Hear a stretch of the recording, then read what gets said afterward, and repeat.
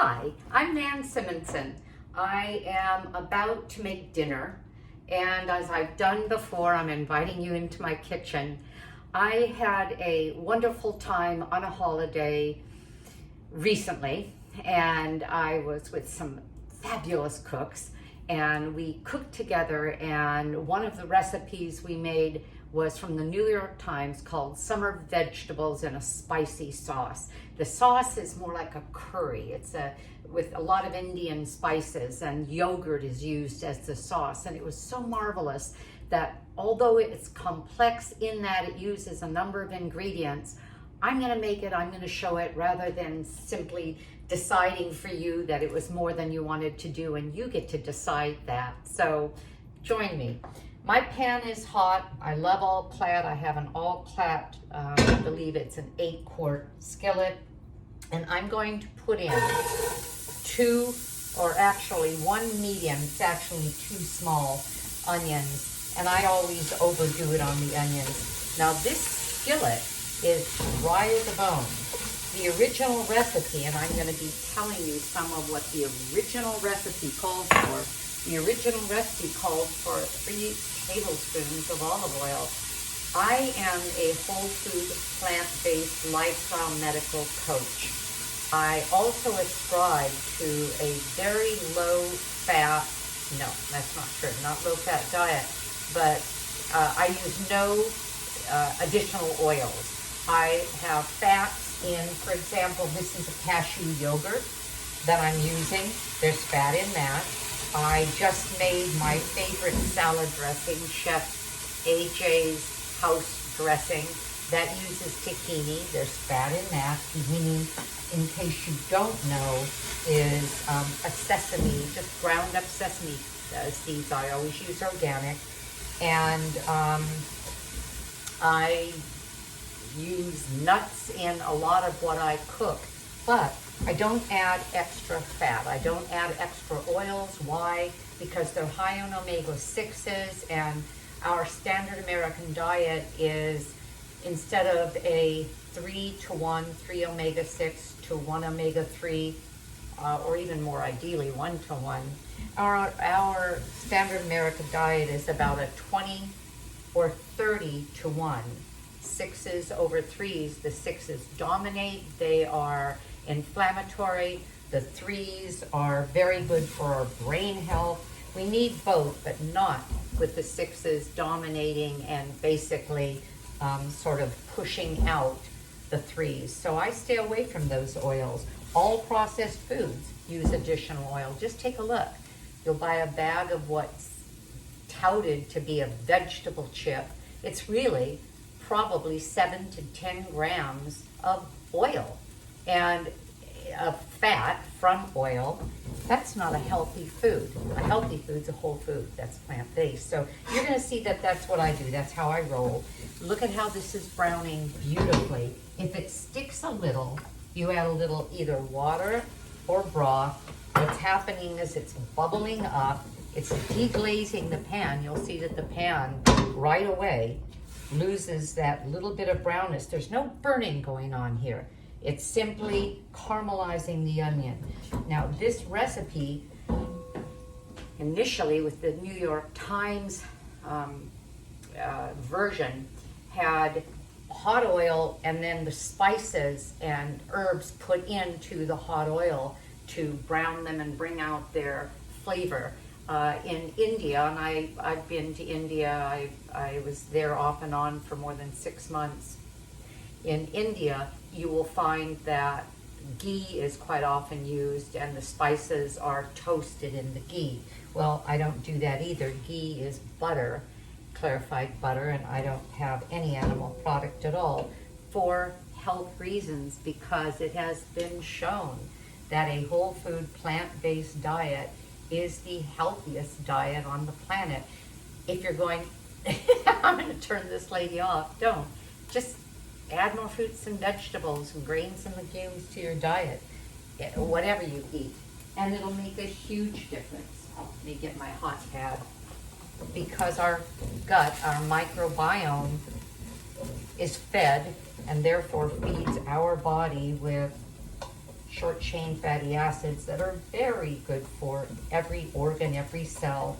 And the only thing that the bugs in the microbiome eat is fiber. So the more fiber you get in your diet, the better. Now, these onions are browned. The pan has been deglazed. I'm gonna toss in garlic and cumin seed and turmeric and cayenne. Let me see, what else was in there?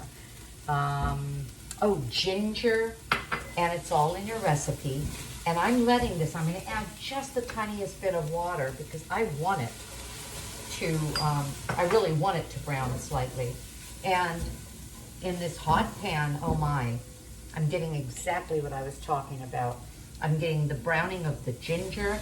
I added the garlic now because garlic is a much drier allium. That's the genus of garlic, shallots, scallions, onions. And garlic is drier than, for example, onion. Onion will sort of caramelize, garlic will burn. And when garlic burns, bad news, because it gets bitter. So look what's happening.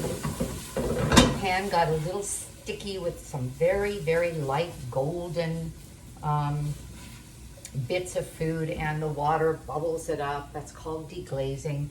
The fragrance is so strong and so fabulous. That's what we're creating with this spicy sauce. Okay, that's about as far as I'm going to go with that. I don't want it to burn. Burning ruins things. But look, I'm going to push it all to the top and show you what I'm looking at. Look how pretty that is. There was also a serrano pepper. I just went into my garden and picked a red jalapeno, so that's what those bits of red are. Now, I'm going to add sweet potato because it takes the longest to cook, and a cup of water. This is more than a cup, so I'm not going to use it all. And maybe I will, a little more. And I'm going to bring this to a boil and simmer it for just a couple of minutes until the sweet potato is a little bit soft. Initially, the recipe called for turnip, baby turnip. It's called summer vegetables in a spicy sauce. At the beginning of the summer, I was able to get baby turnips. I bought them for the turnip greens. I bought them for the turnips from the farm store. Fabulous. However, it's August. This is the second week of August, the end of the second week of August. I can't get baby turnips anywhere. So instead, I'm using sweet potato because in an Indian dish, they use a lot of sweet potato, and the sweet, along with the garlic, along with the ginger, along with the other ingredients that I'm using would be very, very nice. So I've got a sweet potato. I'm looking around because I'm wondering where my cover is. I'm going to duck out for a minute. Ooh.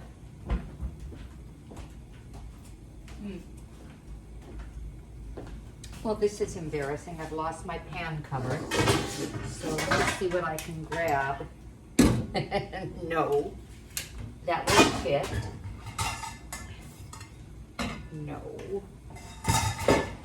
You know what, people? I had it before I turned on the video, and I wonder if I just took it out of the room with me when I walked out for a minute. This is just going to have to do.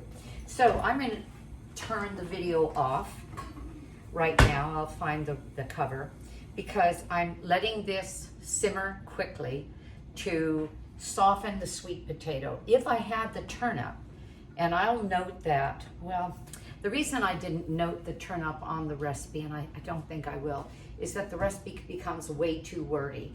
If you don't want sweet potato, but you want to use turnip, and the turnip would have been the first thing I put in to kind of soften. They're the hardest of the vegetables we're using. If it's a sweet potato, I do it for a while. If it's a turnip, I can do it and then very quickly add some of my other ingredients. Anyway, I'll be back with you in a minute. Okay, I'm back. Now let me show you the sweet potato. This is what I have. And it is, using a fork, I pierced it, and it's fork tender, but not mushy, because at this point I don't want it to be mushy. All right, now I'm going to throw in the next least tender vegetable, and the New York Times recipe called for peas or green beans, and that would have taken moments to cook. Well, my farm store had okra, and you may cringe when you hear that, in which case use the beans and peas, and I say on the recipe how to do that, but I want the okra. And so I'm mixing in a little bit more water, and I'm going to steam the okra and get it soft, because this takes a couple of minutes. And then, and you can see I found my cover. Turn it on high again, let this cook. The sweet potato, because it was so, they were relatively small cubes, only took, what, 5 to 8 minutes. And the same thing, the okra is going to take a few minutes. It's in there steaming with the sweet potato. And then I'm going to add zucchini. I'm going to put in the yogurt with some more seasoning and let it cook a bit, and then it'll be done. You see, it was easy, but there were a number of ingredients that I had to put together before I began. So I'm going to give this about 5 to 8 minutes, and I'll be right back to you. I'm back again. All right, so look at these colors. Okra, sweet potato. The okra is still crunchy, a bit crunchy. And I'm going to add our next ingredient, let that cook for 5 to 8 minutes, and then this is finished. But this time, I'm going to put in what I forgot to put in with the sweet potato, and that's Garam Masala. Take a look. Garam Masala. Garam Masala is used all the time in Indian cooking. Well, we already used ginger, turmeric, cumin seed, cayenne, chili. All of that is part of what already went in here, but you know what else it's part of?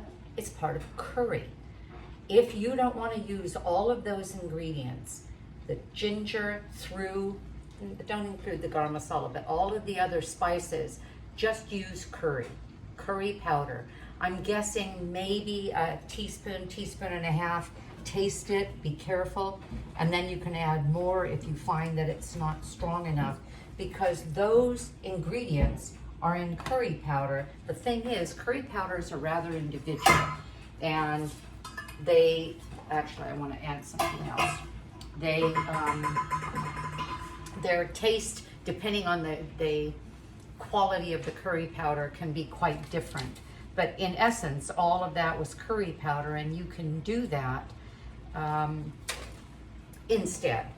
And that may make it easier for you to accept this recipe and not have to get ingredients that you don't want. Okay, 5 more minutes, maybe 8, and then we're going to mix in the yogurt, balance the liquid amount to get the consistency we want, and it will be time to eat. See you in a minute. Okay, I'm back.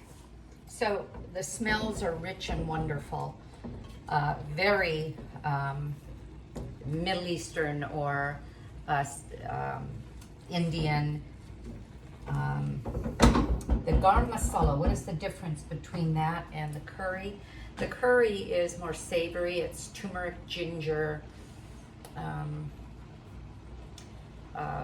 They use, in curry, they use fenugreek, cardamom, some other ones. But in garam masala, we have the spicy ones like mace and allspice and cinnamon. They also use some cumin. So they are different, and they're very specific. You only use a half a teaspoon of the garam masala. I always use a big, kind of a scoop of whatever size. So if you don't think it's worth your while to get it, just don't put it in. You won't have that part of the flavor, but you're going to have a good mix. Okay, so I probably want more moisture than this, and I have some almond milk, but before I decide that, I'm going to do the rest of the recipe. So I'm putting in 2 cups plant yogurt. As I said, I am a whole food plant-based, have been for 3 years, and at 70 I'm healthier than I've been in a long time. And intend to stay that way for decades, knock on wood.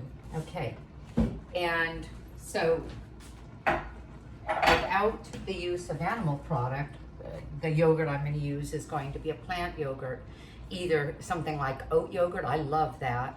Coconut yogurt has a bit of a tropical flavor I didn't want for this. Cashew yogurt works, and this brand is Forager, and it has fat, no sugar. Make sure you don't get a sweet one. It has protein in it. I'm adding to this some almond meal to thicken it. What is almond meal? It's simply ground almonds. What's almond flour? It's simply ground almonds, but ground a little bit more finely. I'm going to add, I'm pretty sure that the plant milk, because this is meant to be a saucy vegetable dish spooned over rice or bulgur or buckwheat. In my case, it would be oat groats, but we just got back from a long holiday and I didn't have any of that, and I didn't have time to make it this afternoon. So I'm going to eat this a little bit more like a soup. So I am, and it's thick and creamy and marvelous, and would be fabulous over a bowl of rice. But instead, I'm going to add, I've already mixed up some broth. I think I'll use a little bit of broth. And I note this in the recipe. I say anywhere from a half a cup to a cup of plant milk. And I say to your desired broth consistency. There. I think that's what I'm looking for. There we go. I'm going to heat it. Let the flavors marry. I didn't add salt. That's up to you. I could put in, I probably will, half a teaspoon. If you're avoiding salt, don't put it in. This is a very spicy, wonderful, flavorful dish without it. If you're used to a lot of salt, try just a little and see if you can get by with a little less.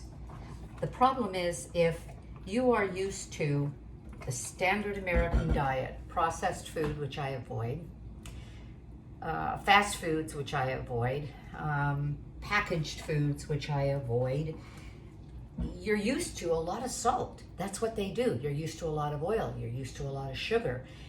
Those things hijack your taste buds, and nothing else tastes quite as good. And so you go back again and again. And that's why Americans are not in the best of shape. We're not in the best of shape weight-wise. We're not in the best of shape health-wise. As a matter of fact, every year our health is getting worse, and our estimated longevity is getting shorter. We don't have to live that way. I wrote Aging Powerfully, my book, which was published in December of 2020, as my way of passing a message along, that at 70, I intend to go for 10, 20, 30 years. I may be hit by a bus tomorrow, but my plan is, by taking care of myself in the way that has been shown by lifestyle medicine, the College of Lifestyle Medicine, in the pillars of health that they espouse: getting plenty of sleep, finding ways to relieve your stress, movement, exercise, get some vigorous movement in there every day, or just some movement, community. We've got to be connected with others, and then food, aiming as quickly as you can or as close as you can to as many whole foods that are plant-based as possible. If you're not going there, don't go there, but just add more It might kind of back out the other stuff, but even if you don't, you'll have the food that your body really wants. And the micronutrients, the phytochemicals, the plant polyphenols, all of that will feed you in a way that as time goes on, you'll start seeing the value of. I think we're pretty well done. I'm gonna spoon it up and show you what we have. I finely cut some beautiful little bell peppers. You can get them in the stores now. This is organic. They're washed. I cut them into little cubes. I like a little red in a dish, so I'm going to stir that in. They're very tender, so they don't have to be cooked. And then I'm going to spoon it up and tell you about our dinner tonight. So, turn this off. We have summer vegetables in a spicy sauce. Again, if I had rice, a brown rice, this would be beautiful and delicious over that. I think that's enough. I'm going to, and the way I keep my cilantro and parsley is in a bouquet, in water, in the refrigerator, and then I break off some and chop it up, because you want herbs and spices as much as you can, because these have an even richer nutritional profile than the vegetables that we eat. That's why they're so concentrated. We eat them in a small amount.